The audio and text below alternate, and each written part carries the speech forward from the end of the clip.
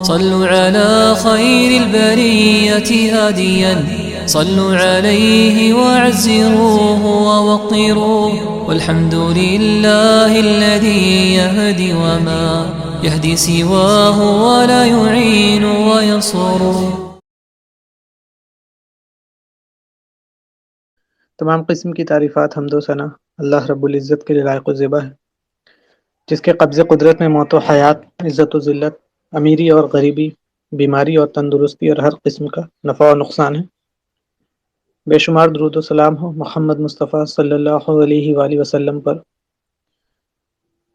جن کو تمام جہان کے رب نے تمام جہان والوں کے لیے رحمت الہدایت بنا کر مبعوث فرمایا۔ اتنا درود و سلام ہو کہ اللہ رب العالمین ہم تمام سے راضی ہو جائے۔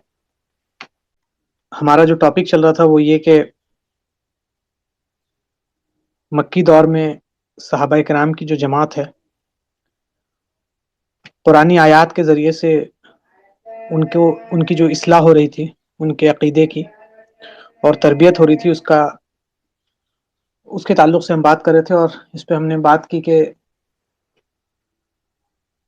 مکی دور کے شروعات میں قرآنی آیات جن موضوعات پر اتر رہی تھی، ان میں سے جو 5 موضوع تھے، اس میں توحید، رسالت، پھر آخرت، جنت اور جہنم کا بیان، اور پھر تقدیر کا بیان، اور اس کے بعد انسان کو بھیجنے کا جو مقصد ہے، پرپز آف ہیومن کریشن۔ تو اسی کا سلسلہ آگے بڑھاتے ہوئے ہم آج پرپز آف ہیومن کریشن کے تعلق سے بھی کل ہم نے بات کی کہ انسان کو بنانے کا جو مقصد ہے وہ اللہ نے واضح کیا ہے قرآن میں کئی مقامات پر، اور 2 ایکسٹریم بھی ہے۔ ایک ایکسٹریم جب انسان خود کو خدا سمجھنے لگتا ہے، تکبر کرتا ہے، جیسا کہ قوم عاد، قوم سمود، فرعون، نمرود، ان لوگوں کے ساتھ ہوا کہ اپنی بڑائی میں اتنے آگے بڑھ گئے کہ فرعون نے خود کو خدا کہا کہ میں سب سے بڑا خدا ہوں۔ قوم عاد اور قوم سمود نے اللہ کے آیات کا انکار کیا۔ اور ایک طبقہ ایسا ہوتا ہے جو اتنا نیچے گر جاتا ہے کہ ان چیزوں کو جن پر انسان کو افضلیت دی گئی ہے اور حقیر سے حقیر چیزوں کو خدا سمجھ کر ان کی عبادت کرنے لگتا ہے، اور پیڑ پودے، پتھر، جانور، کیڑے مکوڑے، ان کو خدا تصور کرتا ہے، ان کو پوجنا شروع کر دیتا ہے۔ تو یہ 2 ایکسٹریم تھا، اور اس کے بیچ میں جو راستہ ہے کہ انسان، تمام جتنے بھی مخلوقات ہیں اس پورے جہان میں، ان میں سب سے افضل جو ہے وہ انسان ہے۔ تو انسان اس کو سمجھے، اور پھر انسان اتنا بھی افضل نہیں ہے کہ وہ خود خدا بن بیٹھے، بلکہ اس کو پیدا کرنے والا ایک رب ہے، تو اس کا غلام ہے انسان۔ تو اس بات کو بھی اپنے ذہن میں رکھے۔ پھر اب آگے ہم بڑھتے ہیں، اسی ٹاپک کو کنٹینیو کرتے ہیں۔ اس کا مقصد دیکھیں کیا ہے کہ سیرت پڑھنا صرف رٹا لگانے کا نام نہیں ہے، یا کسی کتاب کو ختم کر لینے کا نام نہیں ہے کہ ہم نے کتابیں خرید کے لے آئیں اور سیرت کا مطالعہ کر لیا، ہو گیا۔ نہیں، سیرت پڑھنا اس کو نہیں کہتے، بلکہ سیرت پڑھنے سے مراد ہے کہ آپ نبی اکرم صلی اللہ علیہ وسلم کی جو زندگی ہے اس پر غور و فکر کریں۔ پھر انہوں نے جس انداز میں ایک جماعت کو کھڑا کیا ہے، اس جماعت کے انداز کو، کھڑا کرنے کے انداز کو سمجھے، وہ تربیت کے انداز کو سمجھے، ہر پہلو پر غور کرے، اور اس کی حکمت کو جانے، اس کی حکمت کو سمجھنے کی کوشش کرے کہ آپ صلی اللہ علیہ وسلم کی جو زندگی ہے وہ قرآن کا چلتا پھرتا نمونہ ہے۔ تو صرف نظریں دوڑا کے جانے کا نام نہیں سیرت پڑھنا، بلکہ سیرت پڑھنا ایک عبادت ہے، اور عبادت ہم جانتے ہیں کہ وہ دل سے ہوتا ہے اور اس میں غور و فکر ہوتا ہے۔ تو اس لیے تھوڑا ہم ڈیپ جا کے بات کر رہے ہیں۔ تو وہ جو 5 ٹاپک تھا جس پہ شروعات میں قرآن کریم نازل ہو رہی ہے، ان میں سے 5واں جو تھا کہ پرپس آف ہیومن کریشن، اسی میں اب بات آگے بڑھاتے ہیں، اور وہ ہے کہ آدم علیہ السلام اور شیطان کی جو ایک کشمکش ہے شروعات سے، اس کا صحابہ کرام کے سامنے کیا تصور تھا، صحابہ کرام اس کو کیا سمجھتے تھے، اس تعلق سے قرآن کی جو اسلوب ہے۔ تو نبی اکرم صلی اللہ علیہ وسلم قرآنی اسلوب کے ساتھ اپنے صحابہ کی جو جماعت ہے ان کو بتاتے تھے کہ شیطان جو ہے وہ آدم علیہ السلام کے ساتھ کیا طرز عمل تھا، شیطان کا آدم علیہ السلام کے ساتھ کیا طرز عمل تھا، اور یہ کہ شیطان جو ہے وہ انسان کا شدید ترین دشمن ہے، شیطان جو ہے وہ انسان کا ایک کھلا دشمن ہے،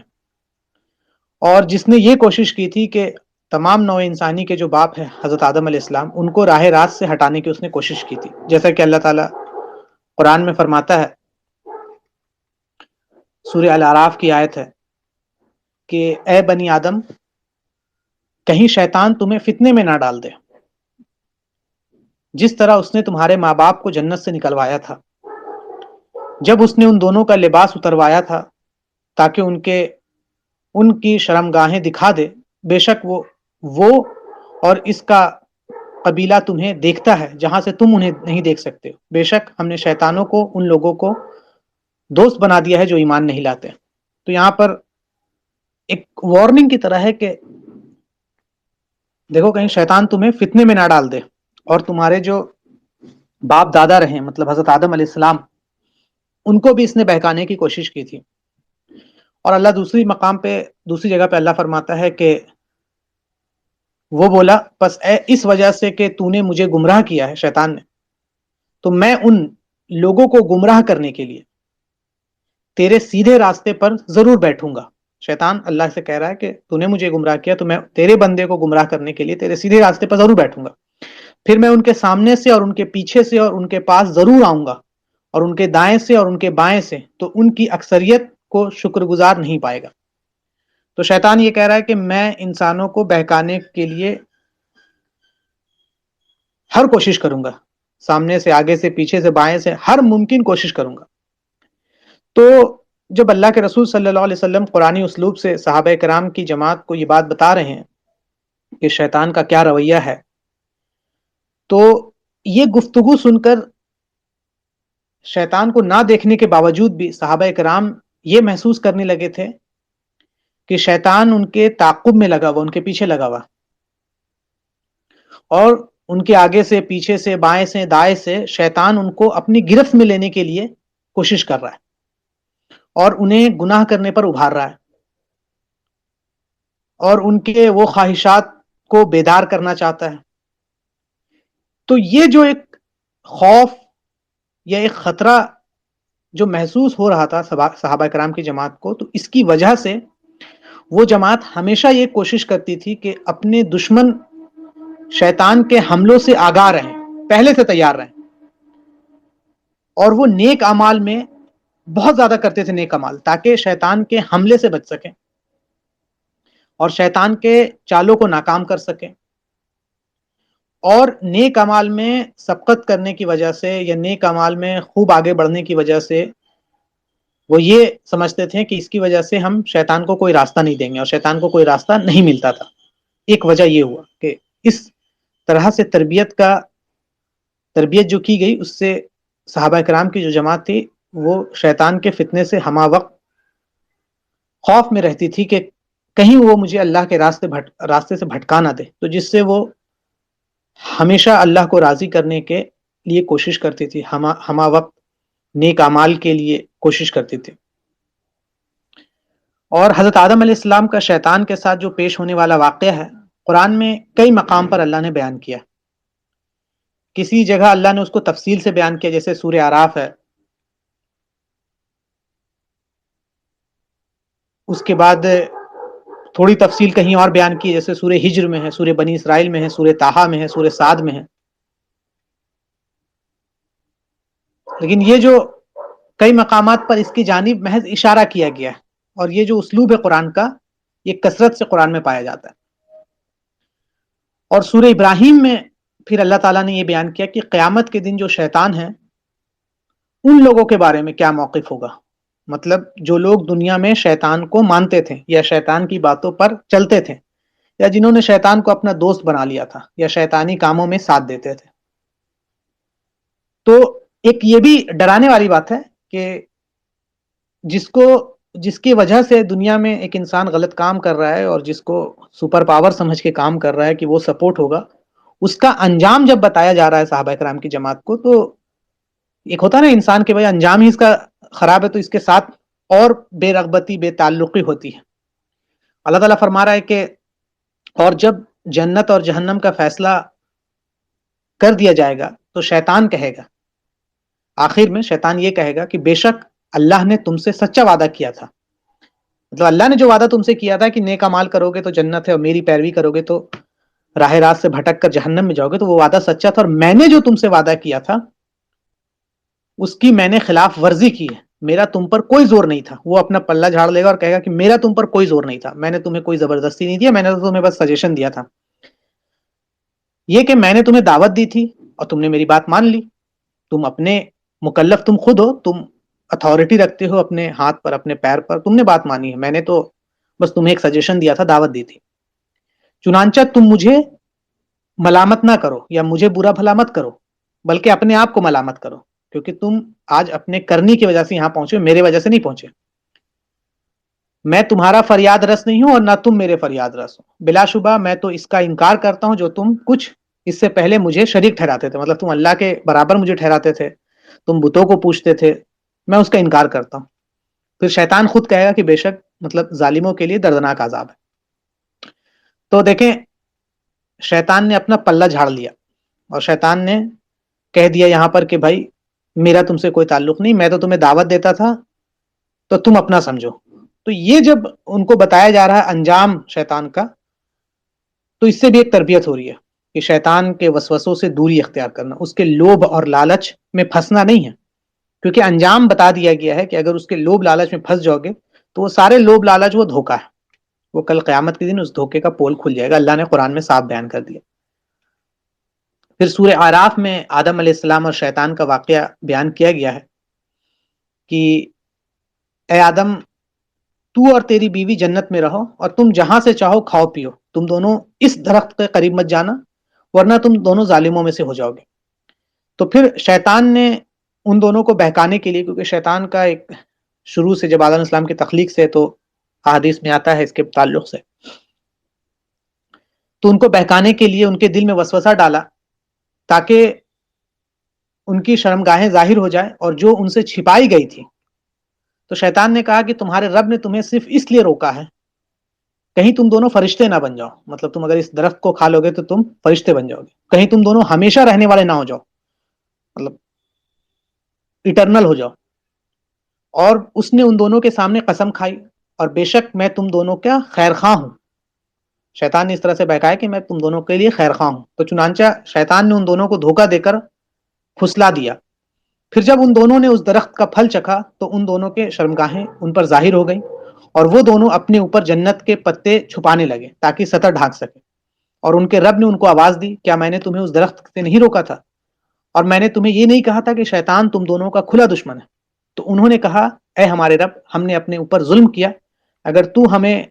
نہ بخشا اور تو نے ہم پر رحم نہ فرمایا تو یقیناً ہم خسارہ پانے والوں میں سے ہو جائیں گے۔ تو اس آدم علیہ السلام اور شیطان کا یہ جو شیطان نے جو واقعہ جو ہے اس کو بیان کر کے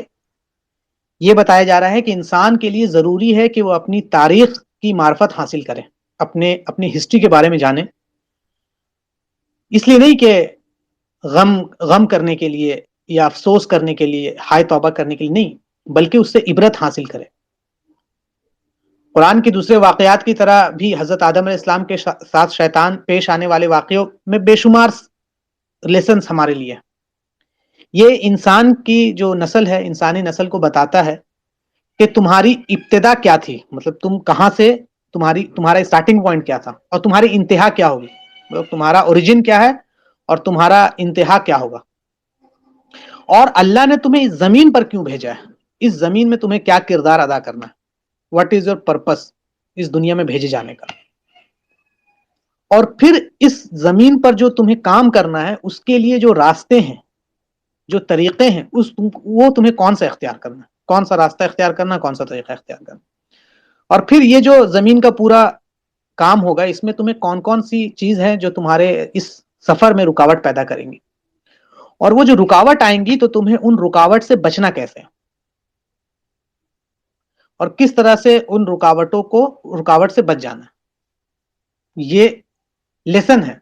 ان واقعات میں جو صحابہ کرام کی جس سے تعلیم ہو رہی ہے، حضرت آدم علیہ السلام اور شیطان کے اس واقعات سے۔ پھر قرآن نے جن آیات میں حضرت آدم علیہ السلام اور شیطان کی جو یہ کشمکش ہے اس کا ذکر کیا ہے، ان آیات نے صحابہ کرام کے لیے عقائد، جو ان کا بلیف ہے، جو نظریات ہے اور جو اخلاق ہے، ان فیلڈ میں بہت سے اہم چیزوں کی نشاندہی کی ہے۔ جیسے پہلی چیز یہ ہے کہ نسل انسانی کی جو ابتدا ہے وہ حضرت آدم علیہ السلام سے ہوئی ہے۔ یہ جو ہمیں پڑھایا جاتا ہے یا جو آج کل کا فتنہ ہے ایتھزم میں، جس میں یہ بتایا جاتا ہے کہ انسان جو ہے وہ ایولیوشن کے تھرو پہلے جانور بندر تھا، اس کے بعد ایوالو ہوتے ہوتے due to some circumstances, temperature اور وہاں کے حالات، ایوالو ہوا ہے انسان اور انسان بنا ہے۔ تو یہ بتاتا ہے کہ نہیں، ہمارا عقیدہ یہ نہیں ہے، ہم یہ مانتے ہیں اور قرآن یہ بتاتا ہے اور یہی صحیح ہے کہ نسل انسانی کی جو ابتدا ہے وہ حضرت آدم علیہ السلام سے ہوئی، اور اللہ تعالیٰ نے حضرت آدم علیہ السلام کو مکمل انسانی شکل و صورت میں پیدا کیا ہے، نہ کہ کسی جانور، نہ کہ کسی اور میں، بلکہ انسان کی شکل و صورت میں پیدا کیا۔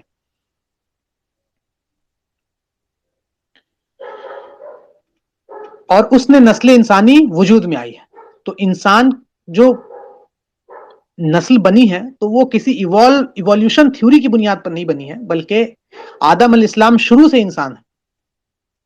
اور انسان شکل و صورت میں اللہ نے پیدا کیا۔ اور پھر یہ بتایا گیا کہ آدم علیہ السلام کی جو تخلیق ہے وہ مٹی سے ہوئی ہے، اور مٹی سے بنانے کے بعد اللہ نے ان کے اندر روح پھونکی ہے، اور اس طرح وہ گوشت پوست ہڈی کا ایک جیتا جاگتا انسان بن گیا ہے۔ اور شروع سے ہی، ویری سٹارٹنگ پوائنٹ سے ہی انسان جو ہے وہ مکمل انسانی شکل و صورت کا مالک ہے۔ جس طرح سے آج کی جو گمراہ کن تھیوری ہے ڈاروینزم کی اور ایتھزم کی اور ایولیوشن کی، کہ انسان جو ہے وہ ایوالو ہوتے ہوتے انسانی شکل میں آیا، تو یہ پہلا نظریہ ہے جو عقیدے کا جو قرآن رد کرتا ہے، اور صحابہ کرام کو بھی یہ بتایا جا رہا ہے کہ آپ کا جو اسٹارٹنگ پوائنٹ ہے وہ کیا ہے، اور اس سے تمام انسانوں کے لیے ہے کہ اسٹارٹنگ پوائنٹ کیا آپ کا۔ تو یہ عقیدے کا ایک، اس کے ذریعے سے جو ہمیں بات پتہ چلی۔ دوسرا یہ کہ اللہ کی ہی غیر مشروط اطاعت جو ہے وہ اسلام کا بنیادی اصول ہے۔ اسلام کا جو بنیادی اصول ہے، جو فاؤنڈیشن ہے، ہر چیز کا ایک اصل ہوتا ہے۔ آپ اگر گھر بنا رہے ہیں تو گھر کا ایک اصل ہوگا، پھر فروع ہوگا۔ تو اصل ہوگا کہ اس کی بنیاد، ہر ایک چیز کی ایک اصل ہے، اس کے بغیر اس کا فروع ٹکتا نہیں ہے، چاہے آپ کتنا خوبصورت اس کو کیوں نہ بنا لیں، لیکن اصل، اگر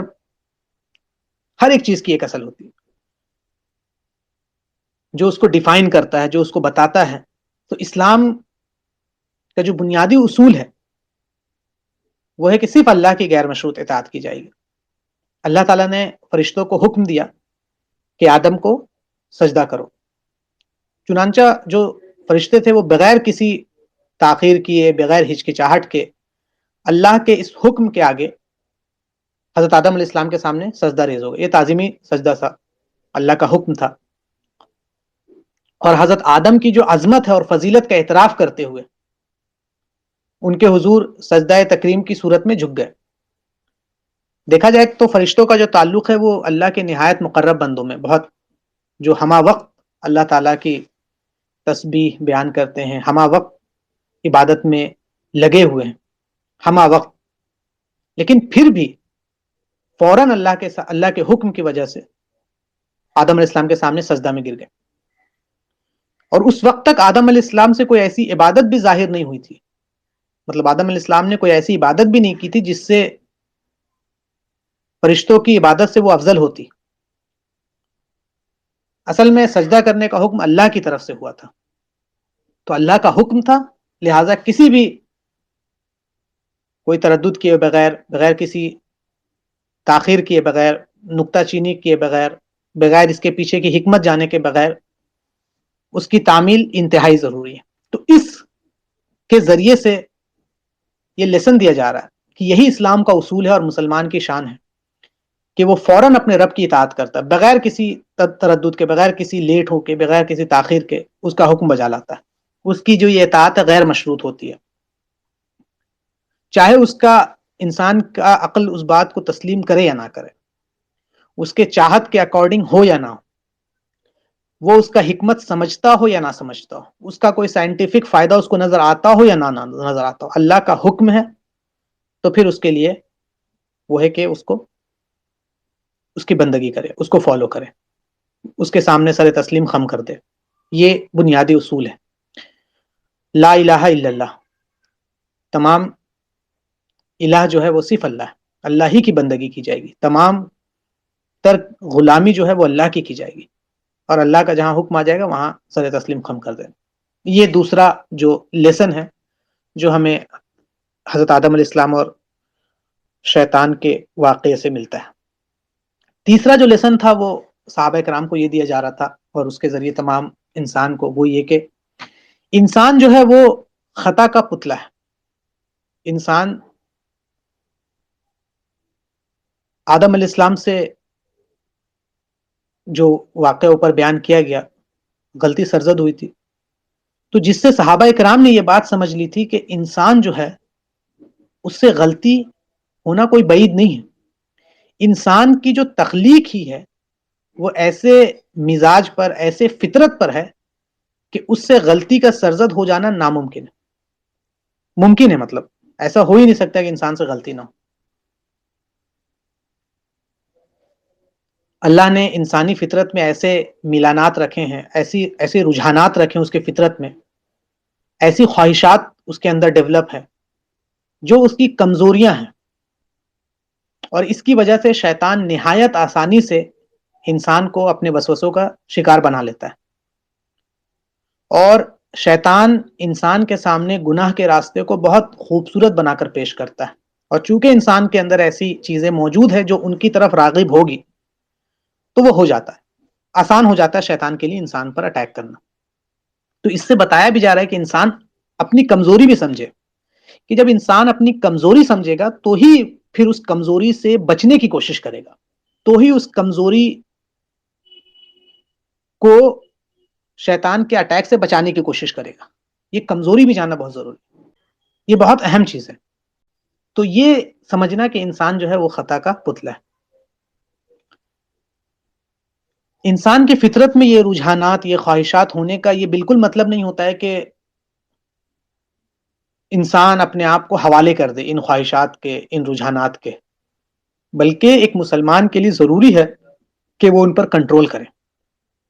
انہیں لگام لگائے، اور ان خواہشات کو، ان رجحانات کو اللہ کا جو حکم ہے، جو شرعی دائرہ ہے اس کے اندر رکھیں۔ یہی تو امتحان ہے۔ یہ جو ملانات ہے، یہ جو رجحانات ہیں، یہ اصل میں دل کی خواہشات ہیں جو کئی بار بے لگام ہو جاتی ہیں اور حد سے جو بڑھ جاتی ہیں آگے۔ انہیں صرف اور صرف اگر کوئی چیز کنٹرول کر سکتی ہے تو وہ صرف اور صرف اللہ کا حکم ہے، شرعی احکام ہی ہے۔ قرآن نے اس تعلق سے فرمایا ہے کہ لیکن جو انسان اپنے رب کے سامنے کھڑا ہونے سے ڈر گیا اور اپنے نفس کو خواہش سے روکا تو بے شک جنت ہی اس کا ٹھکانہ ہے۔ مطلب اپنے رب کے سامنے کھڑے ہونے سے اور اپنے نفس کو خواہش سے روکا، مطلب جو یہ خواہشات ہوتی، بے لگام خواہشات، یہ قابل مذمت ہوتی ہے، اور وہ انسان، اس کی تعریف کی گئی ہے جو ان خواہشات پر لگام لگا لے اور اپنے آپ کو بچا کر رکھے۔ اس کے بعد اگلا لیسن جو دیا جا رہا ہے وہ دیا جا رہا ہے کہ آدم علیہ السلام جو ہے ان کے ذریعے سے اللہ پر توکل کی تعلیم دی جا رہی ہے، کہ جو واقعہ پیش آیا تھا حضرت آدم علیہ السلام کا جنت سے نکالا جانا، اس سے یہ بات واضح ہوتا ہے کہ انسان جو ہے وہ خطا کا پتلا ہے، اور انسان ایسا ہے کہ اس سے خطا ہو جاتی ہے، اور یہ دیکھ کر دل خوف اور گھبراہٹ سے لبریز ہو جاتے ہیں، مگر اس سے فائدہ بھی حاصل ہوتا ہے کہ مسلمان کا اپنے اللہ پر، اپنے رب پر اعتماد اور توکل بڑھ جاتا ہے، اور وہ جب یہ دیکھتا ہے تو پھر وہ اللہ کی طرف مزید بڑھ جاتا ہے، اور شیطان مردود کے شر سے بچنے کے لیے وہ سمجھتا ہے کہ صرف اور صرف اللہ رب العزت ہے جو مجھے شیطان کے فتنے سے، شیطان کے حملے سے، اس کے شر سے بچا سکتا ہے، تو وہ اپنا سب کچھ پھر اللہ کو سمجھتا ہے اور اللہ ہی کی طرف پلٹتا ہے کہ مجھے شیطان کے فتنے سے اور اس کے شر سے محفوظ کر۔ تو اس سے انسان کا اللہ کے اوپر توکل بھی بڑھتا ہے۔ تو یہ کچھ لیسنز تھے جو ان ورسز کے ذریعے سے دیا جا رہا تھا، ان واقعات کے ذریعے سے۔ اور اس کی تفصیل یہ تھی کہ اللہ تعالیٰ نے اس بات کے اظہار کے لیے کہ آدم علیہ السلام کا ان کے رب کے ہاں کتنا اعلیٰ مقام ہے اور کس قدر فضیلت ہے کہ فرشتوں سے انہیں سجدہ کروایا، اور انہیں سجدہ نہ کرنے پر، اللہ کے حکم کے نہ ماننے پر، شیطان کو، ابلیس کو جنت سے نکال باہر کیا، اور پھر آدم علیہ السلام اور ان کی بیوی کو جنت میں ٹھہرایا، اور پھر ایک واضح طور پر حکم دیا کہ یہ مخصوص درخت ہے، اس کے قریب نہ جانا، اور اس کے سوا چھوڑ کر جنت کے تمام نعمت اور تمام قسم کے پھل استعمال کرنے کی اجازت دی۔ اور اس کے ساتھ ساتھ اللہ نے پھر ان دونوں کو شیطان کے چال، شیطان کے مکر و فریب سے وہ بھی کیا کہ دیکھو تم دونوں کو جنت سے نکلوانے کی کوشش کرے گا، لہٰذا اس کی چال میں مت آنا۔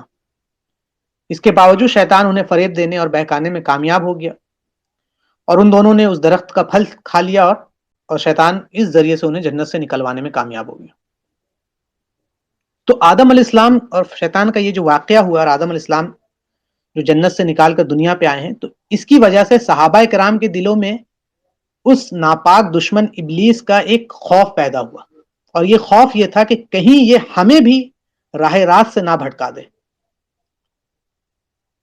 اور ان کے دلوں میں یہ جذبہ پیدا ہوا اس کے ذریعے سے کہ وہ اللہ تعالیٰ پر بھروسہ کرے، اور وہ یہ سمجھے کہ اس شیطان مردود کے شر سے بچنے کے لیے اللہ ہی کی مدد چاہیے، اور اللہ ہی کی پناہ میں ہم جائیں گے، کیونکہ اس شیطان کا واحد مقصد ہے پوری دنیا میں، اس شیطان کا ایک ہی مقصد ہے، اور وہ ہے کہ انسانوں کو گمراہ کرنا اور اسے مصیبت کے دلدل میں گرا دینا۔ تو جب آپ کو دشمن بھی پتا ہو، دشمن کے انٹینشنز بھی پتا ہوں، اور اس کی چالاکیاں بھی پتا ہوں، اس کے طاقت بھی پتا ہوں، تو پھر آپ اس طرف جاتے ہیں جس طرف آپ کا دل یقین ہو کہ یہی وہ جگہ ہے جو ہم کو ریفیوج دے سکتا ہے، اور پھر انسان ہمہ وقت اپنے اس دشمن سے بچنے کی کوشش میں لگا رہتا ہے، ہمہ وقت اپنے آپ کو چاہتا ہے کہ وہ ان چیزوں سے بچتا رہے جو اس دشمن کے حملے کو کامیاب کر سکتی یا جو آسان کر سکتی۔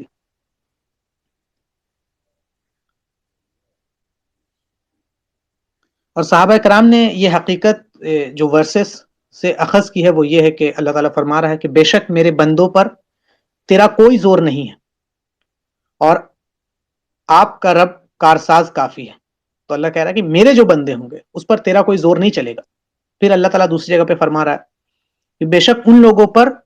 اس کا کوئی زور نہیں چلتا جو ایمان لائے ہیں اور اپنے رب پر توکل کرتے ہیں۔ تو جو لوگ ایمان لائے ہیں اور اللہ پر توکل کرتے ہیں، تو ریفیوج کا ایک کنڈیشن بتایا گیا کہ اگر شیطان جس سے کوئی نہیں بچ رہا ہے، اس سے بچنے کا جو ایک طریقہ ہے وہ یہ ہے کہ اللہ پر ایمان لانا اور اس پر ہی توکل کرنا۔ شیطان ان لوگوں کو گمراہ کرنے کی طاقت نہیں رکھتا ہے، اور نہ ان پر اثر انداز ہو سکتا ہے جن کا دل اللہ پر ایمان سے لبریز ہو، بھرا ہوا ہو، کیونکہ اللہ تعالیٰ نے ان کے دلوں کو اپنی طرف متوجہ کر لیا، اور ان کی جو باڈی پارٹس ہے وہ ہمہ وقت اللہ کی اطاعت میں مشغول رہتے ہیں۔ ان کا تمام تر اعتماد کس کے اوپر ہے؟ اللہ تعالیٰ کے اوپر ہے، اس لیے شیطان کا زور نہیں چلتا ہے، اور وہ شیطان کی تمام تر چالوں کو، اس کی تدبیر کو ناکام بنا دیتے ہیں۔ تو اللہ پر ایمان لانے سے انہیں ایسا نور حاصل ہوتا ہے جس سے وہ ہر پریشانی کا ازالہ کرتا ہے، اور اللہ پر توکل کرنے سے وہ قوت حاصل ہوتی ہے انسان کو جس کا شیطان مقابلہ نہیں کر سکتا۔ اسی طرح ایمان باللہ، اللہ پر ایمان، اور توکل اللہ پر توکل کی یہ جو طاقت ہے، اس کے سامنے شیطان کیا ہو جاتا ہے؟ بے بس ہو جاتا ہے اور ناکام ہو جاتا ہے۔ پھر ہے کہ توبہ اور استغفار کی ضرورت اور اہمیت، پھر صحابہ کرام کو جو تعلیم دی جا رہی وہ دی جا رہی کہ توبہ استغفار کی کیا ضرورت ہے اور اس کی کیا اہمیت ہے۔ یہ سب آدم علیہ السلام کے واقعے سے ہی بتایا جا رہا ہے. تو آدم علیہ السلام کا یہ واقعہ ہے. صحابہ نے یہ بات سیکھی کہ جب بھی کسی انسان سے اگر گناہ ہو جائے، کبھی وہ مصیبت میں پڑ جائے، کبھی اس سے گناہ ہو جائے، تو وہ فوراً کیا کرے؟ وہ کیا کرے؟ کیا وہ ابلیس کی طرح، جیسے ابلیس نے تکبر کیا اور اس کی تعویل پیش کی؟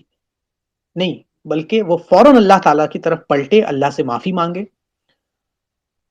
اور گناہوں کے راستے سے پلٹ کر اللہ کی طرف رجوع کرے. جب آدم علیہ السلام اور ان کی زوجہ متحرمہ سے جب وہ جنت سے نکال کے دنیا میں بھیجے گئے، تو انہوں نے فوراً ہی اپنے رب کے سامنے مغفرت کی اور دعا کی، جو دعا ہے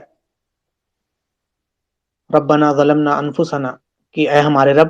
ہم نے اپنے اوپر ظلم کیا ہے. یہ اعتراف کیا گیا، یہاں پہ ڈھیٹ نہیں بنا گیا، یہاں پہ تعویل پیش نہیں کی گئی، بلکہ اعتراف کیا گیا کہ ہم نے اپنے اوپر ظلم کیا ہے، اور اگر تو نے ہمیں نہ بخشا اور تو نے ہم پر رحم نہ فرمایا تو ہم یقیناً خسارہ اٹھانے والوں میں ہو جائیں گے. مطلب پھر ہمارا کوئی ریفیوج پوائنٹ نہیں، جگہ ہے، کوئی ریفیوج جگہ نہیں. ظلمنا انفسنا کیا کہ اپنی غلطی کا فوراً اعتراف کر لیا، اور ساتھ ہی شدید قسم کی ندامت کا بھی اظہار کیا ہے کہ ہم سے غلطی ہوئی ہے. سچے دل سے توبہ کرتے ہوئے اللہ کی رحمت کے امیدوار بن کر انہیں یہ خوف ہوا کہ اگر اللہ کی رحمت نہیں حاصل ہوئی، اللہ نے معاف نہیں کیا، تو پھر کہاں جائیں گے؟ کوئی جگہ ہے ہی نہیں جو ہمیں اللہ کے غضب سے بچا سکتی. تو آپ سوچیں کہ حضرت آدم علیہ السلام کا کیا مقام اور مرتبہ ہے کہ فرشتوں سے سجدہ اللہ نے کروایا، جنت میں جگہ دی، تمام اشیاء کے نام بتائے. ان کے باوجود بھی خطا ہونے کے بعد وہ توبہ اور استغفار کس طرح کر رہے ہیں کہ روایت میں آتا ہے کہ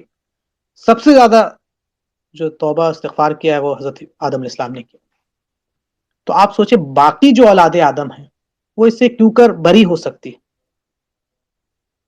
ان کو تو اس چیز کی اور سخت ضرورت ہوگی. اگلا لیسن جو دیا جا رہا ہے وہ یہ ہے کہ حسد اور تکبر سے انسان بچے، کیونکہ سب سے پہلا جو گناہ ہوا ہے نا وہ حسد اور تکبر ہے. سب سے بڑا گناہ جو شرک ہے، لیکن سب سے پہلا جو گناہ ہے وہ تکبر.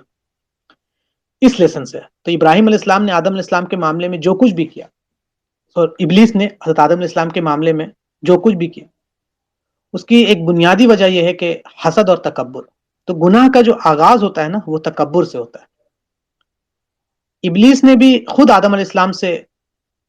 اپنے آپ کو بڑا اور افضل سمجھتے ہوئے کہ میں بڑا ہوں، میں زیادہ افضل ہوں، میں آگ سے بنا ہوں، یہ مٹی سے بنا ہے، تو اسی لیے اللہ کے حکم کا آگے تعویل پیش کی کہ میں یہ کام نہیں کر رہا ہوں، اس کی وجہ یہ ہے، یہ تعویل ہے، اور اللہ کے حکم کو ٹھکرا دیا اور سجدہ نہیں کیا. کیونکہ گناہ کا جو آغاز ہے وہ تکبر سے ہوتا ہے. تو اس لیے اسلام نے اس کو بچنے کے لیے اور اس سے دور رہنے کے لیے حکم دیا ہے، اور جو تکبر کرتے ہیں ان کے لیے سخت وعید فرمائی ہے. اللہ کے رسول صلی اللہ علیہ وسلم نے فرمایا ہے کہ وہ انسان جنت میں داخل نہیں ہوگا جس کے دل میں ذرہ بھر بھی تکبر ہوگا. اور قرآن میں کئی جگہ پر ورسز آئے جس میں تکبر کرنے والے اور تکبر کے تعلق سے مذمت کی ہے، اور قیامت کے دن ان کا برا انجام ہے. تو تکبر جو ہے نا وہ دو چیزوں سمجھ لے، ایک طرح سے اس کے دو پارٹس ہیں، دو میننگز ہیں. ایک ہے حق کو ٹھکرا دینا، حق کو حقیر سمجھنا، یا خود کو اس سے اوپر سمجھنا، یا اس سے دشمنی رکھتے ہوئے اسے تسلیم نہ کرنا، یا حق کی اطاعت کرنے کے بجائے اس کی مخالفت کرنا. یہ ایک تکبر کا ہے کہ ایک انسان تکبر کرتا ہے، اس کو ٹھکراتا ہے، اس کو برا سمجھتا ہے، اطاعت نہیں کرتا، نافرمانی کرتا ہے، خود کو اس سے اونچا سمجھتا ہے. دوسرا یہ ہے کہ لوگوں کو حقیر جاننا، لوگوں کو حقارت کی نگاہ سے دیکھنا، نیچی نگاہ سے دیکھنا. صحابہ کرام کی جماعت کے اندر تکبر اور حسد کا جو بیماری ہے وہ نہیں تھی. ان کے اندر خود پسندی جو ہے، انڈیویجولزم، میں، یہ سب چیز نہیں تھی. وہ سمجھ گئے تھے کہ یہ تکبر کتنا خطرناک چیز ہے، کہ شیطان نے بھی یہی کام کیا تھا کہ میں آدم سے بہتر ہوں. اور صحابہ کرام نے یہ حقیقت جان لی تھی کہ ابلیس نے اپنی اصل پر فخر کرتے ہوئے کہا تھا کہ میری اصل آگ ہے اور اس کی اصل مٹی ہے، تو لہٰذا میں کیسے اس کو سجدہ کر سکتا ہوں. اور اس وجہ سے وہ اپنی اصل کے لحاظ سے، آدم حقیر ہے اور میں اپنی اصل کے لحاظ سے اعلیٰ ہوں، تو یہی تکبر اس کی گمراہی کی وجہ بنی. اور اس لیے ہمیں کبھی بھی اپنے اصل پر، اپنے نسب پر فخر نہیں کرنا چاہیے کہ اعلیٰ ہوں. ابلیس جو ہے وہ انسان کا، بنی آدم کا سب سے پہلا دشمن ہے. تو صحابہ کرام نے مکی آیات سے یہ بات معلوم کر لی تھی کہ شیطان جو ہے وہ ان کا سب سے بڑا اور کھلا دشمن ہے، کیونکہ ان کے جد امجد جو حضرت آدم علیہ السلام ہیں، اس کو سجدہ نہ کرنے کی وجہ سے اس کو اللہ کے بارگاہ الہی سے دھتکار دیا گیا تھا اور اللہ کی رحمتوں سے اس کو محروم کر دیا گیا تھا، اور اسی لیے وہ لعنتی ہے اور وہ پہلا دشمن ہے. اور شیطان کے تعلق سے اللہ فرماتا ہے کہ ان سب کے وعدے کی جگہ کیا ہے؟ جہنم ہے. اور شیطان نے حضرت اولاد آدم سے اپنی دشمنی کا اعلان کر دیا کہ میری ان کے ساتھ دشمنی ہے. شیطان کہتا ہے کہ بھلا دیکھ تو اسے جسے تو نے مجھ پر عزت دی ہے، مطلب میں، میرا اصل اور یہ اس کا اصل، اس کے وجہ کے بعد بھی تو نے مجھے اس پر عزت دی ہے، اگر تو مجھے یوم قیامت تک مہلت دے، ڈھیل دے، تو تھوڑے لوگوں کے سوا میں اس کی تمام نسل کی جڑ کاٹ دوں گا. تو ایک چیلنج دی کہ میں ان تمام کو گمراہ کر دوں گا. تو یہ دشمن ہے، شروعات سے دشمن ہے. اور یہ کشمکش جو ہے آج آپ دیکھتے ہیں نا، یہ مشرکین اور مسلمانوں کی کشمکش، یہ کفار اور مسلمانوں کی کشمکش، یہ کوئی نئی چیز نہیں ہے. لوگ گھبرا جاتے ہیں کہ ارے ہندوؤں نے ہم پر ظلم کرتے ہیں. کیوں کرتے ہیں؟ اس کی وجہ ہے کہ ان کے جو پیر ہیں، ان کے جس کو وہ پوجتے ہیں، وہ شیطان، اس کا اور حضرت آدم علیہ السلام کا اور توحید پرست والوں کا پہلے دن سے جھگڑا ہے، اور پہلے دن سے یہ کشمکش ہے، اور یہ قیامت کی صبح تک چلے گی. تو ہمیشہ دو گروہ رہے گا، ایک جو اللہ پر ایمان لائے گا، توحید والے لوگ ہوں گے، اور ایک جو شرک والے لوگ ہوں گے. ان کا جھگڑا ہمیشہ چلے گا. ابھی کبھی دنیا میں ایسا ہو ہی نہیں سکتا ہے کہ یہ جھگڑا ختم ہو. یہ لوگ جو کہتے ہیں کوئی ایگزسٹنس، اور ایسا نہیں ہو سکتا ہے کہ تمام مذاہب سب کو ایک دوسرے کو قبول کر کے رہنا ہوگا، نہیں، یہ نہیں ہو سکتا. یہ توحید اور شرک کا جو جھگڑا ہے وہ ہمیشہ چلے گا. یہ تب تک چلے گا جب تک زمین تمام طرح کے شرک سے پاک نہ ہو جائے. تو یہ ہمیں ذہن میں ہمیشہ رکھنا ہے. ہمیشہ یہ سوال ہوتا ہے کیوں، لوگ سوال پوچھتے ہیں کیوں ایسا کیوں ہوتا ہے، کیوں؟ تو اس کی وجہ یہ ہے کہ یہ کشمکش ہے جو وہاں سے شروع ہو کے آخر تک چلے گا.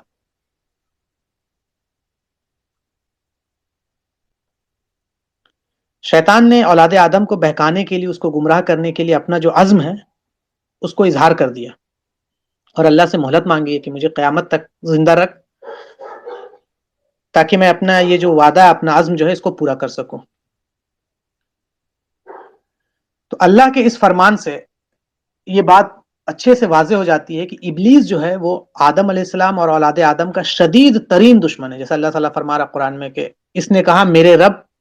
مجھ کو تیرے گمراہ کرنے کے سبب یقیناً میں ان لوگوں کے لیے زمین میں گناہ کو، غلط کاموں کو خوش نما بنا کر پیش کروں گا، اور ان سب کو گمراہ کروں گا تیرے ان بندوں کے سوا جو ان میں سے چنے ہوئے ہیں. تو یہ جو قرآنی آیات کے جو اسلوب ہے، اس بات کا یقین ہو گیا صحابہ کرام کی جماعت کو کہ شیطان کا جو انسان کے ساتھ رشتہ ہے وہ صرف اور صرف دشمنی کا ہے، دوستی کا ہو ہی نہیں سکتا ہے، صرف اور صرف دشمنی کا ہے. تو ادھر سے کوئی کبھی نہ سوچے کہ بھائی دوستی ہو، نہیں، نہ اس رشتے کو کبھی تبدیل کیا جا سکتا ہے، اور نہ اس رشتے میں اس دشمنی کو ختم کر کے کوئی گڑبندن کی سرکار بنوائی جا سکتی ہے، نہیں. کیونکہ شیطان کا ایک ہی مقصد ہے، اس کا ایک ہی کام ہے، ایک ہی نصب العین ہے، اور وہ ہے کہ انسان کو راہ راست سے بھٹکا کر، گناہوں کو خوشنما بنا کر اسے اللہ کی نافرمانی پر مجبور کرے. یہی اس کا نصب العین، یہی اس کا کام ہے. تو کوئی دوستی نہیں ہو سکتی ہے، کوئی رشتہ داری نہیں ہو سکتی ہے، دوستی ختم نہیں ہو سکتی. اور اسی لیے صحابہ کرام اللہ کے اس فرمان پر عمل کرتے ہوئے شیطان کو اپنے سب سے بڑا دشمن قرار دیا کہ بے شک شیطان تمہارا دشمن ہے، لہٰذا تم اسے دشمن ہی جانو. بس وہ تو اپنے گروہ کو اس لیے بلاتا ہے کہ وہ جہنم والوں میں سے ہو جائے. تو اب تو صحابہ کرام نے شیطان کی کوئی بات نہیں مانی، اس سے عداوت اختیار کیا اور خود بھی اس سے بچ کے رہے اور لوگوں کو بھی اس سے بچاتے رہے. یہ صحابہ کرام کا رویہ تھا. حضرت آدم علیہ السلام اور ابلیس کا یہ جو واقعہ ہے اس کے اعتبار سے، اسلوب سے، وہ جو قرآنی اسلوب جو جس انداز میں ان کے سامنے دعوت پیش کر رہا ہے، ان کی تربیت فرما رہا ہے، ان کو اصلاح کر رہا ہے. پھر صحابہ کرام کے جو آپس میں گفتگو ہوتی تھی اس کا انداز کیا تھا.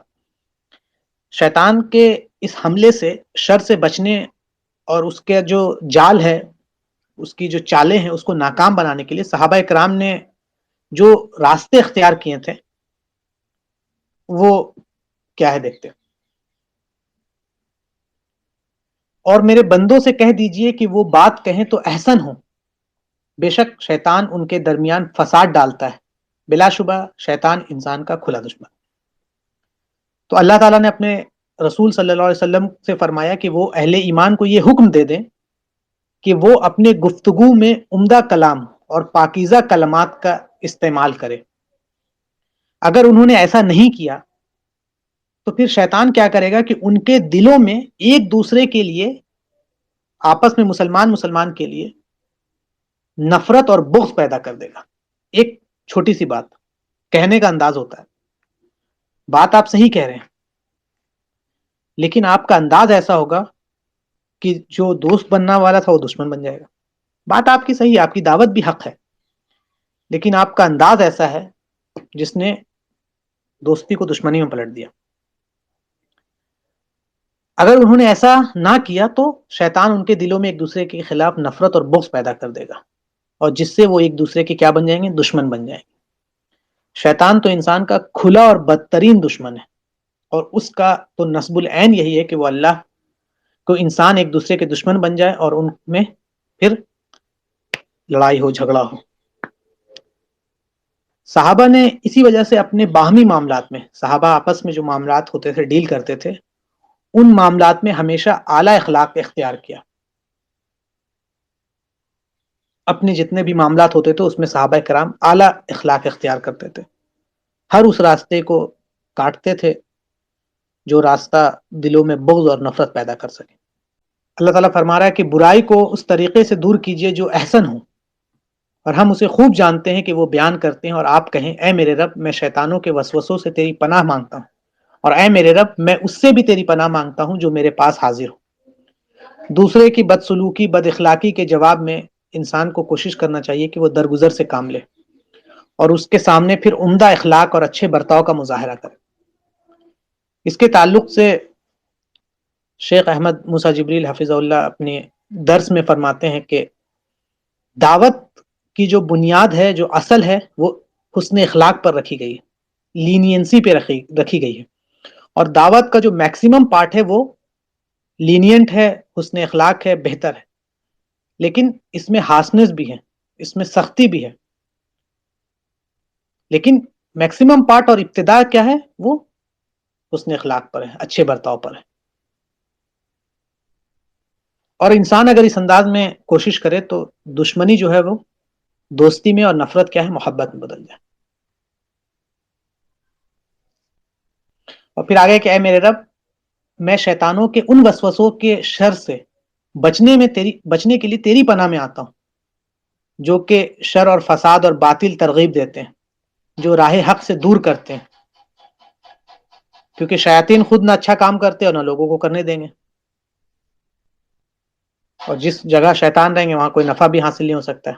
تو دعا ہمیشہ یہ کرتے رہنا چاہیے کہ اے میرے پروردگار، مجھے اس کی شر سے اپنی پناہ میں لے، اور شیطان میرے کسی بھی معاملات میں ٹانگ نہ اڑائے، مداخلت نہ کرے. اس لیے اپنا ہر کام شروع کرتے سے پہلے ہمیں اللہ کی پناہ میں آنا چاہیے. پھر اگر اللہ تعالیٰ یہ بھی رہنمائی فرما رہا ہے اس جماعت کی کہ اگر شیطان تمہارے دل میں یہ خیال ڈالے کہ دوسروں کی بد اخلاقی کا جواب بد اخلاقی سے دینا چاہیے اور اس کی بدسلوکی کا بدلہ لینا چاہیے، تو آپ شیطان کے ان وسوسوں سے بچنے کے لیے اللہ کی پناہ طلب کریں۔ اللہ آپ کے دلی کیفیت کو جانتا ہے اور آپ کی دعائیں بھی سنتا ہے، اور جس سے آپ اس کی پناہ میں طلبگار ہیں۔ اس کے بعد اگلا پوائنٹ ہے کہ شیطان کے ساتھ نرمی برتنے کا کوئی فائدہ نہیں ہے، اس لیے کہ اس کی برائی کا جواب احسان مندی سے نہیں دینا چاہیے شیطان کا، کیونکہ شیطان تو اسی بات پر خوش ہوگا کہ آپ اس کی روش پر چلتے ہوئے اللہ کی نافرمانی کریں، اور اس کے علاوہ وہ آپ سے کچھ نہیں چاہتا، وہ یہی چاہتا ہے کہ بس آپ کسی طرح سے اللہ کے نافرمان ہو جائیں، اس کا کام ہو جائے گا۔ یہ شیطان کے ساتھ ہوگا، شیطان کے بڑے چیلوں کے ساتھ ہوگا، شیطان کے اہل کاروں کے ساتھ ہوگا۔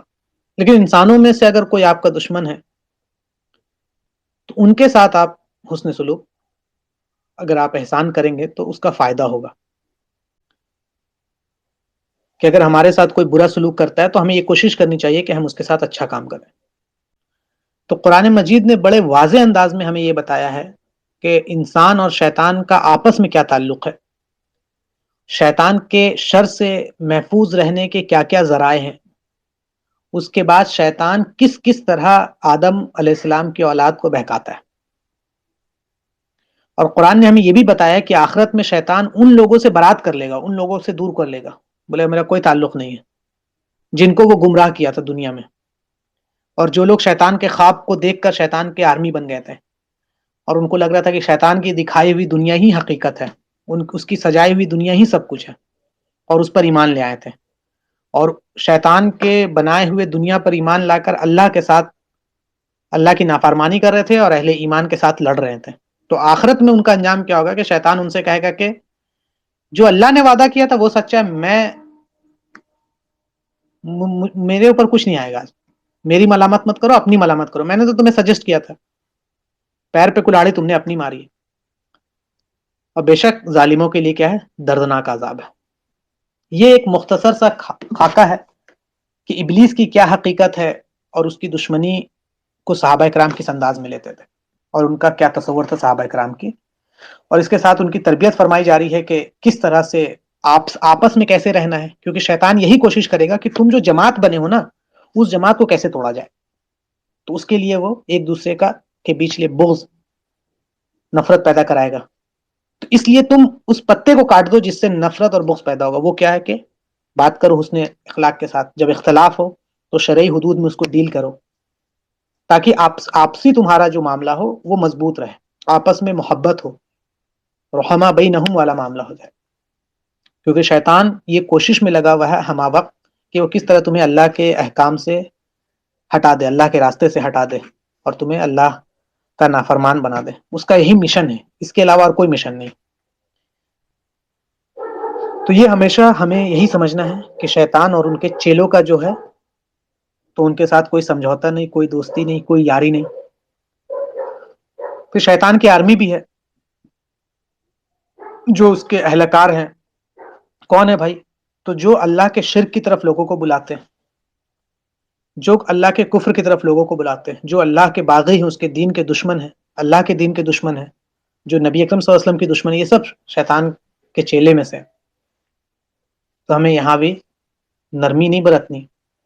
یہاں بھی ہمیشہ چوکنا رہنا ہے۔ اس کے بعد اس سیکشن کا جو ہے وہ آخری پارٹ یہ ہے کہ کائنات کے تعلق سے صحابہ کرام کا کیا نظریہ تھا، اس یونیورس کے تعلق سے۔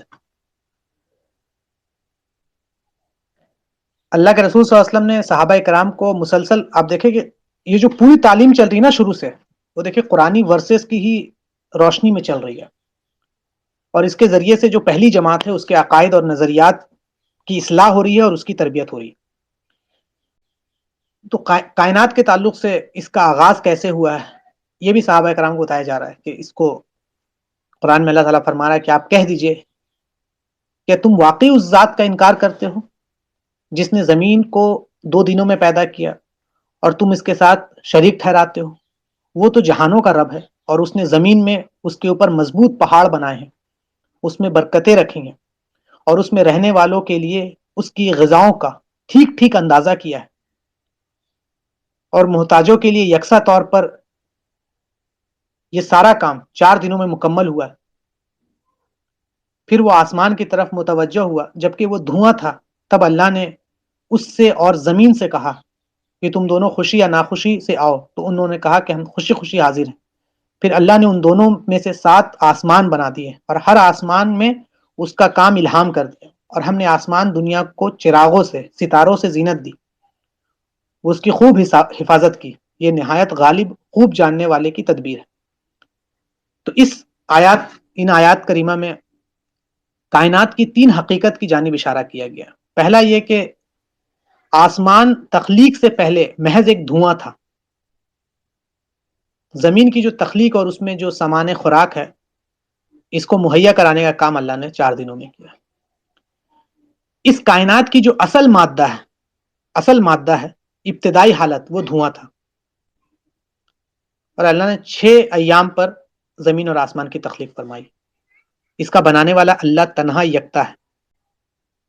اور پھر یہ بھی اللہ نے بتایا کہ اور بھی آسمان ہیں اس کے علاوہ،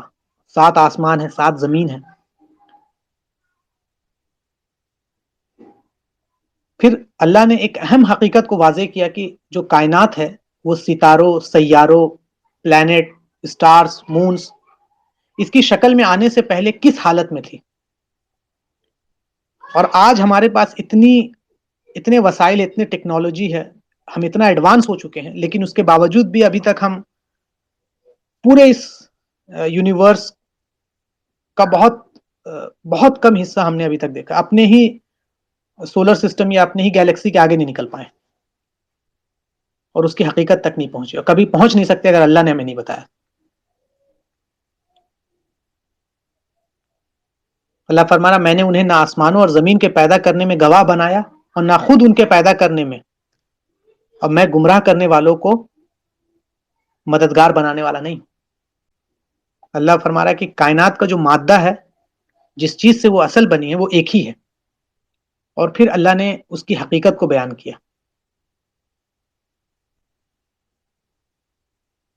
اللہ کہہ رہا ہے کہ کیا کافروں نے دیکھا نہیں ہے یا غور نہیں کیا ہے کہ زمین اور آسمان باہم ملے ہوئے تھے، پھر ہم نے ان دونوں کو الگ الگ کر دیا، اور ہم نے پانی سے ہر شے بنائی،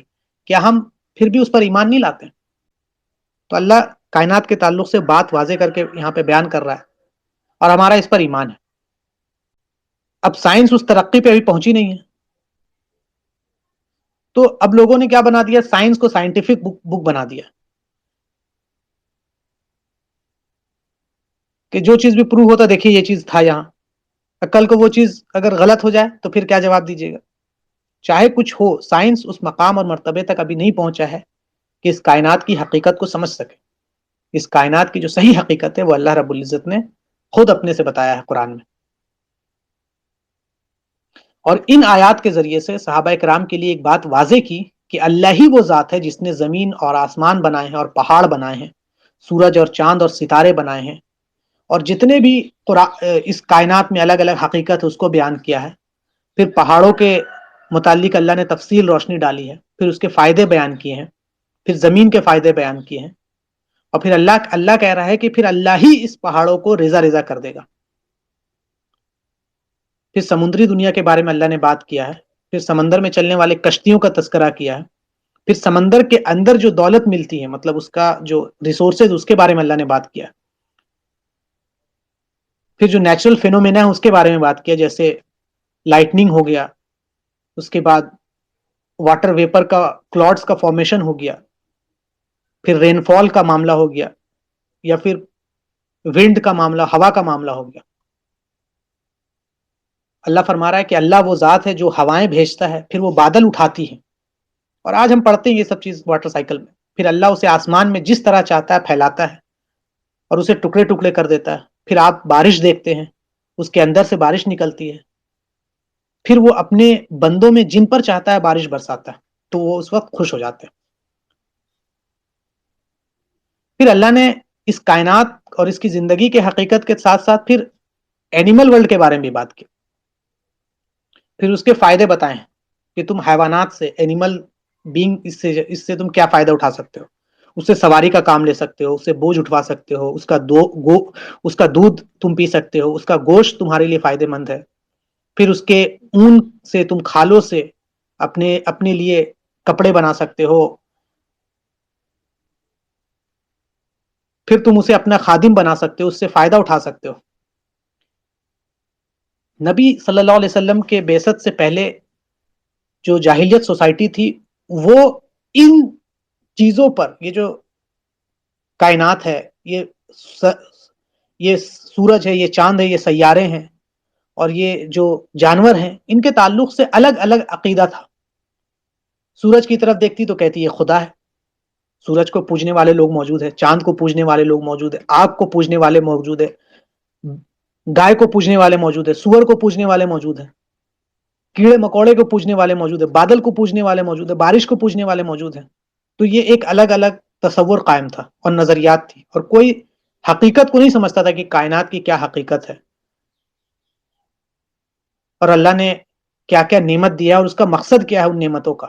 ان حکمتوں کا مقصد کیا ہے، اللہ نے کیوں پیدا کیا ہے، کیا وجہ ہے، یہ نہیں سمجھتا تھا. قرآن نے آ کر ان چیزوں پر روشنی ڈال کے ان کو کھولا ہے کہ یہ سب تمہارے لیے، یہ سب اللہ کی تسبیح بیان کرتی ہیں. یہ خدا نہیں ہے، بلکہ اللہ تو وہ ہے جو ان کا بنانے والا ہے.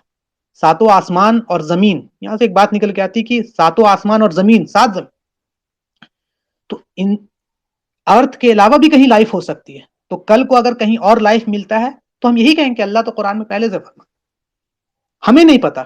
اللہ کی یہ جو پوری کائنات ہے اس کا ہمیں علم ہی نہیں. وہ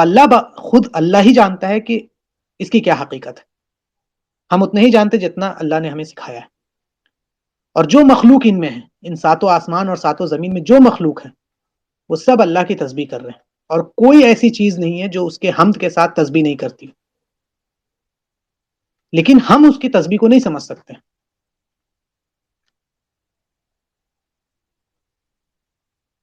پھر قرآن نے ہی بتایا کہ جو حیوان ہیں، جو جانور ہیں، وہ انسان کے فرما بردار ہوتے ہیں. اگر ان کے فطرت میں اللہ تعالیٰ یہ چیز نہیں ڈالتا تو وہ کبھی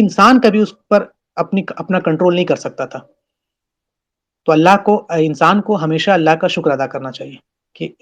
جانور کی فطرت اللہ نے ایسی بنائی ہے کہ وہ انسان کا فرما بردار ہو. اللہ کہہ رہا ہے کہ ہم نے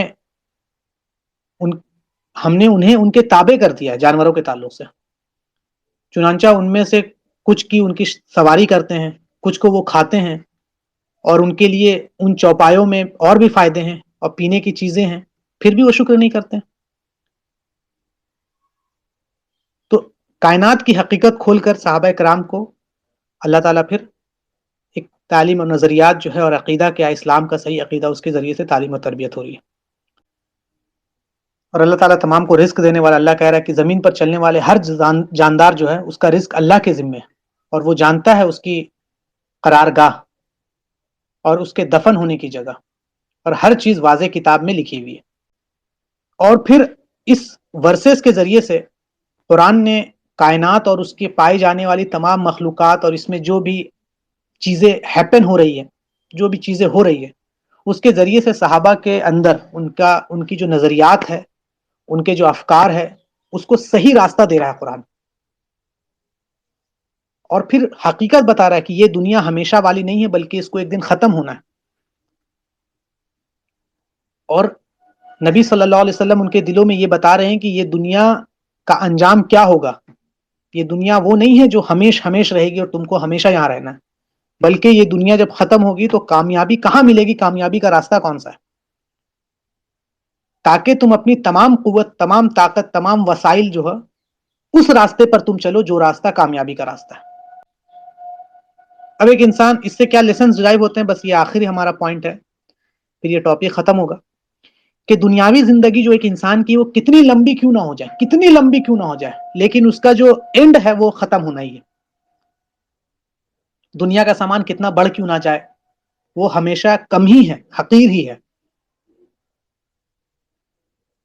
اللہ تعالیٰ فرما رہا ہے قرآن میں کہ بے شک دنیاوی جو زندگی، اس کی مثال ایسی ہے، اس پانی سی ہے جسے ہم نے آسمان سے اتارا اور اس کے ساتھ زمین پر نباتات مل جائیں گے اور جس میں سے انسان اور چوپائے کھاتے ہیں، حتیٰ کہ جب زمین نے اپنی رونق پکڑی اور مزین ہو گئی اور زمین والوں نے سمجھا کہ بے شک وہ اس جو پلانٹس اگ گئے، فصل اگ گئے تو کاٹنے پہ قادر ہیں، تو اللہ کے حکم سے رات یا دن کو اچانک عذاب آ گیا، چنانچہ ہم نے اس کی کٹی ہوئی کھیتی کی طرح اس کی کھیت کو برباد کر دیا، جیسے کہ وہ کل تھی ہی نہیں۔ اسی طرح ہم اپنی آیاتیں کھول کھول کر بیان کرتے ہیں تاکہ جو لوگ ہیں وہ غور و فکر کریں کہ جو لوگ، یہ دنیا کی حقیقت ہے کہ ایک انسان بہت پیسہ، دولت، عزت سب جمع کر رہا ہے اور اچانک سے اس کی زندگی ہی ختم ہو گئی۔ تو اس آیت میں دنیاوی زندگی کی جو مثال ہے وہ 10 چیزوں کے ذریعے سے دی گئی ہے۔ اگر ان میں سے ایک چیز بھی کم کر دی جائے تو یہ جو مثال، یہ جو اینالوجی ہے وہ مکمل نہیں ہوتی۔ وہ کیا؟ دنیا کی زندگی جو بہت جلدی بیت جاتی ہے، دنیا کی نعمت اور مال و دولت بہت جلد ختم ہو جاتا ہے، پھر لوگ اس کے دھوکے میں آ جاتے ہیں، پھر اس کو بارش کے پانی سے اللہ نے وہ کی ہے، پھر جس طرح طرح طرح کے پودے، پھول اور پھل پیدا ہوتے ہیں، لباس پورا جیسے ہوتا نا کہ لہلہا رہا ہے کھیت، زمین خوبصورت اور خوشنما بن جاتی ہے، اور پھر جب زمین والوں کی ساری امید اس سے لگ جاتی ہے اور وہ سمجھتے ہیں کہ اب فصل کاٹنے کا وقت آ گیا ہے اور ہر قسم کی آفت سے محفوظ ہو گئی ہیں، تو اللہ کا اچانک عذاب آتا ہے اور سب کچھ تہس نہس ہو جاتا ہے جیسے اس سے پہلے کچھ چیز تھی ہی نہیں۔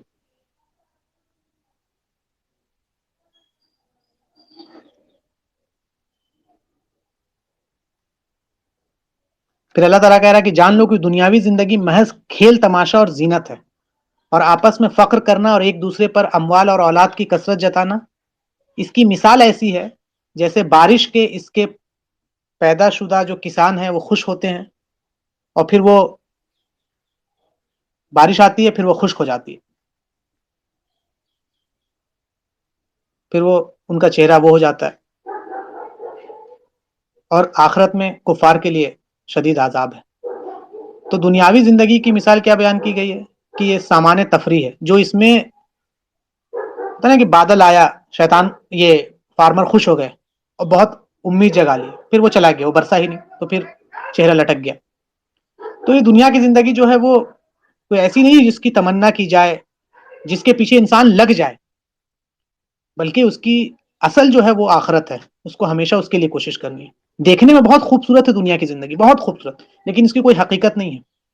تم ایک دوسرے سے دنیا میں مال کمانے میں اور اولاد میں ایک دوسرے سے کثرت کرتے ہو اور جستجو رہتا ہے کہ حسب و نسب میں ایک دوسرے سے بازی لے جائیں، اولاد میں ایک دوسرے سے بازی لے جائیں، مال و دولت میں ایک دوسرے سے بازی لے جائیں۔ وہ اس طرح ہے جس طرح سے بارش برسنے کے بعد جو پیدا ہوتی ہیں جو بھی کھیتیاں، تو جو کسان ہوتا ہے اس کے لیے خوشی کا باعث ہوتا ہے، اسی طرح دنیا کی زندگی کافروں کے لیے جو ہے وہ